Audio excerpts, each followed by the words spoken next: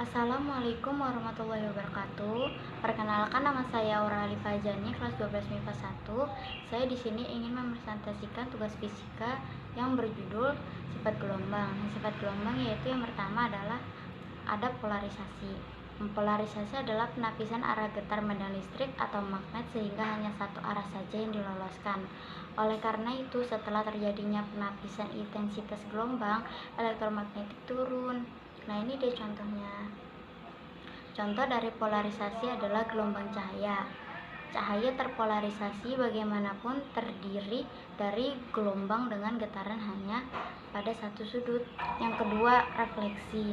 Nah, refleksi adalah gelombang elektromagnetik dapat mengalami pemantulan. Bagaimana cahaya gelombang elektromagnetik juga mengalami pemantulan sesuai dengan hukum Snellius yang menyatakan bahwa sudut datang sama dengan sudut mantul. Ini dia contohnya. Contohnya, ketika kita berteriak di dalam gua, maka gelombang bunyi akan terpantulkan melalui dinding gua. 3. Refraksi. Refraksi adalah jika gelombang datang pada suatu permukaan batas yang memisahkan antara dua daerah dengan laju gelombang berbeda. Sebagian gelombang akan dipantulkan dan sebagian lainnya akan ditransmisikan. Pembelokan berkas gelombang yang diteruskan itu disebut pembiasaan atau refraksi. Ini dia contoh refraksi. Refraksi atau pembiasaan. Gelombang-gelombang cahaya di air persegi gelap menunjukkan posisi sebenarnya. Sebatang pensil yang diletakkan dalam semangkuk air persegi terang menunjukkan posisi tampak dari pensil itu. Perhatikan bahwa ujungnya X seakan-akan terlihat di Y. Posisi yang jelas lebih dangkal. 4. Interferensi. Interferensi atau penggabungan gelombang terjadi ketika dua gelombang koren bertemu. Interferensi gelombang dapat dilihat dari riak air di permukaan. Ketika terdapat dua sumber gelombang di permukaan air, maka gelombang tersebut akan bertemu dan membentuk pola interferensi. Ini dia contohnya. Contohnya adalah musik.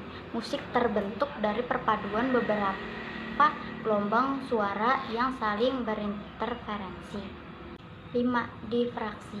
Difraksi gelombang adalah peristiwa pembelokan atau penyebaran lenturan jika gelombang tersebut melalui celah. Contohnya ini.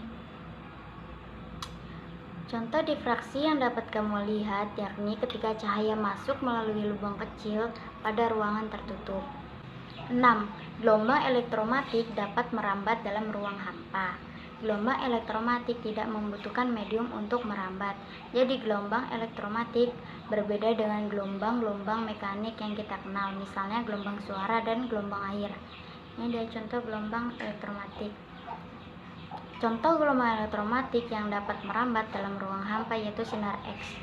Merupakan suatu bentuk radiasi elektromagnetik yang memiliki panjang gelombang sangat pendek yaitu berkisar antara 0,1 hingga 10 nanometer dan memiliki frekuensi antara 1016 hingga 1021 Hz.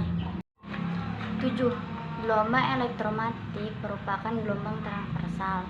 Nah, gelombang dikatakan transversal apabila arah getaran yang dirambatkan tegak lurus terhadap arah rambatnya. Ini dia contohnya. Contohnya yaitu gelombang tali. Gelombang tali adalah gelombang yang merambat pada tali.